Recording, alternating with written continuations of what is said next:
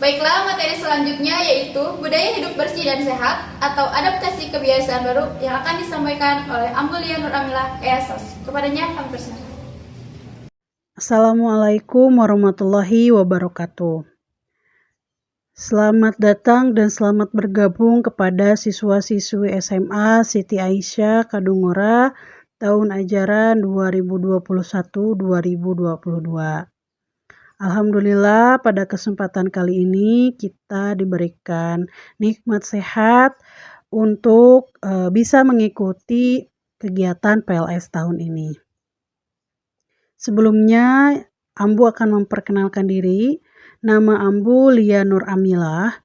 Di SMA Ambu mengampu mata pelajaran geografi dan sosiologi.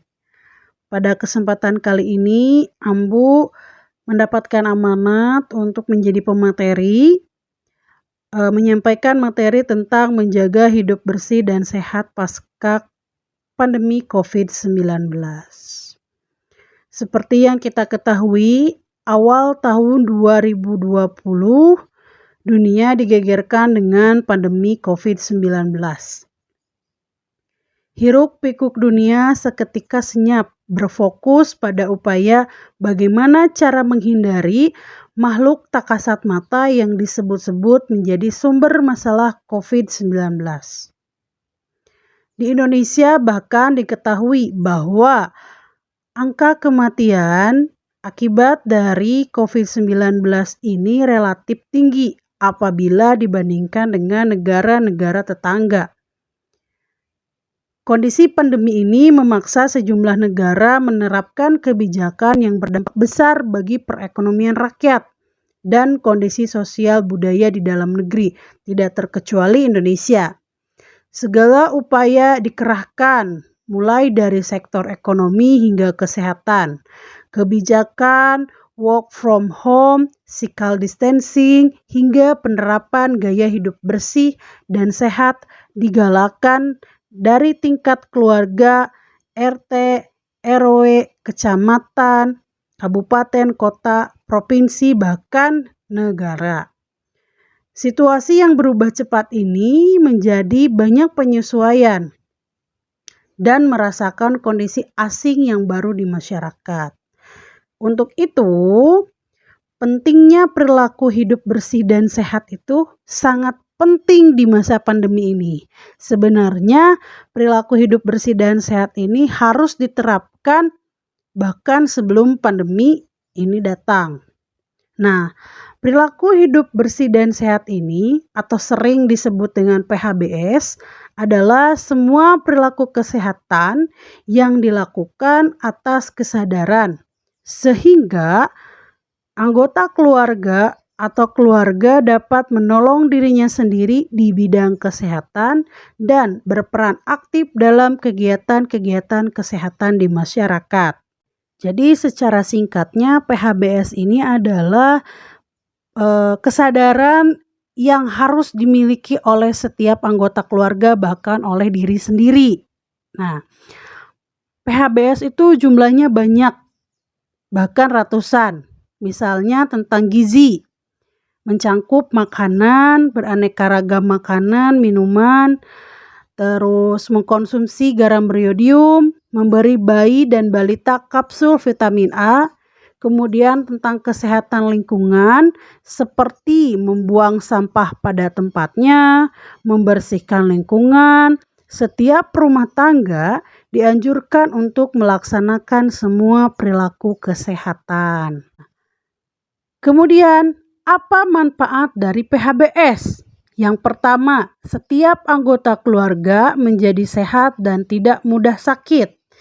Kemudian, anak tumbuh sehat dan cerdas. Anggota keluarga giat belajar. Pengeluaran biaya rumah tangga dapat diajukan untuk memenuhi gizi keluarga. Dan yang terakhir, pendidikan dan modal usaha untuk menambah pendapatan keluarga. Kemudian, di mana saja lokasi PHBS? Nah, yang pertama rumah tangga, sekolah, tempat kerja atau kantor, tempat umum, dan fasilitas pelayanan kesehatan seperti rumah sakit dan puskesmas. Nah, di sini ada penjelasan. PHBS di rumah tangga adalah upaya untuk memberdayakan anggota rumah tangga agar tahu, mau, dan mampu melaksanakan perilaku hidup bersih dan sehat. Serta perilaku hidup bersih dan sehat adalah semua perilaku kesehatan yang dilakukan atas kesadaran, sehingga anggota keluarga atau keluarga dapat menolong dirinya sendiri di bidang kesehatan.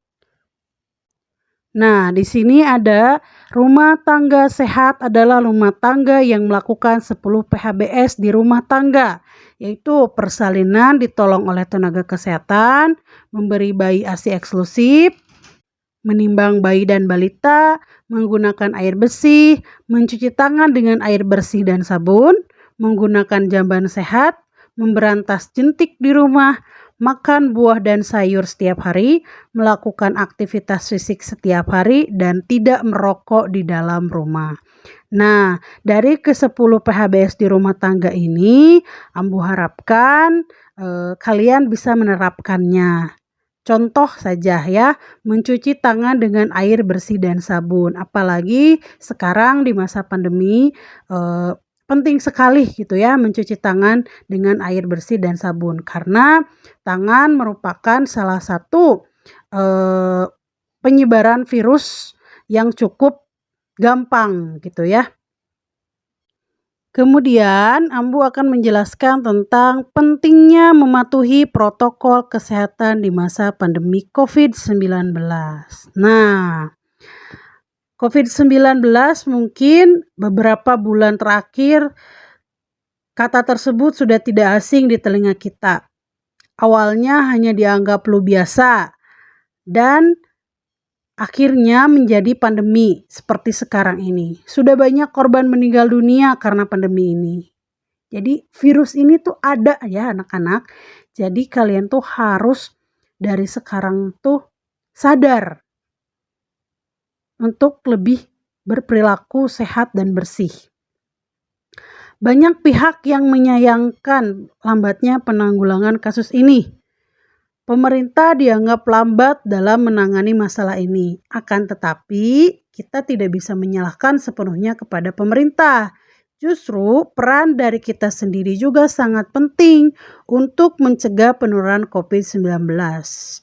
Kasus ini tidak akan bisa diatasi tanpa adanya kerjasama dari pemerintah dan semua pihak. Kembali lagi seperti yang tadi Ambu jelaskan bahwa PHBS ini adalah kesadaran. Nah, salah satunya adalah kesadaran dari diri sendiri. Masyarakat sendiri awalnya juga menganggap remeh terhadap virus ini. Mereka menganggap bahwa Indonesia akan baik-baik saja. Himbauan-himbauan yang diberikan oleh pemerintah juga dianggap angin lalu.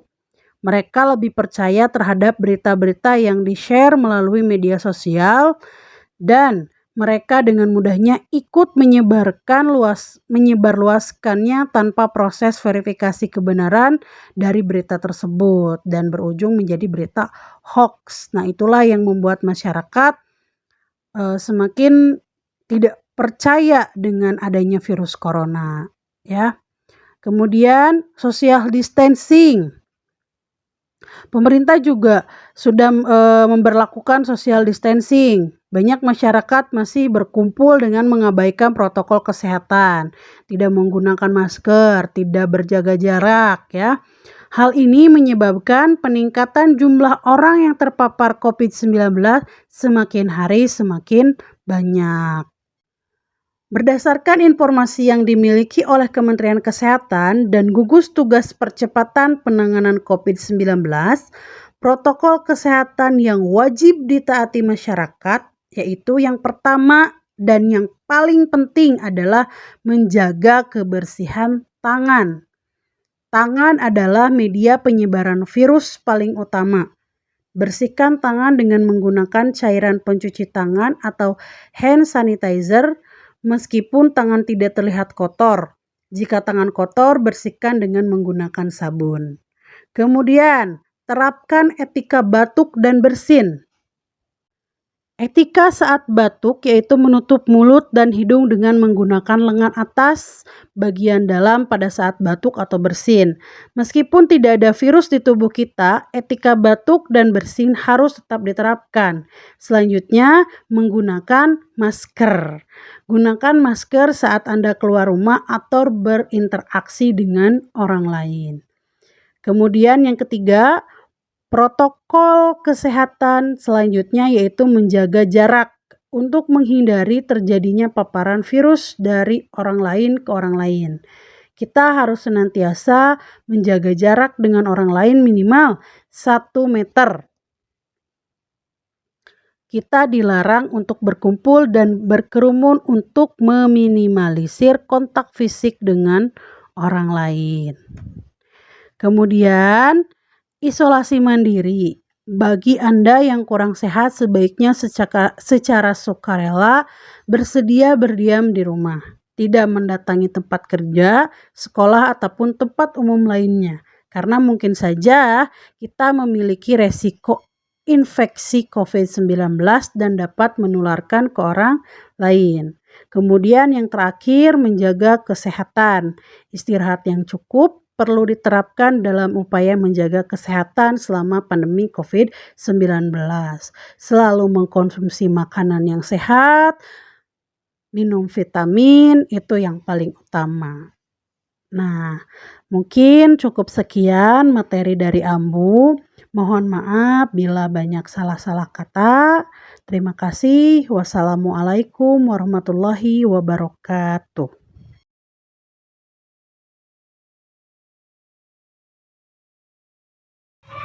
Untuk itu, tetap menjaga jarak, selalu menggunakan masker,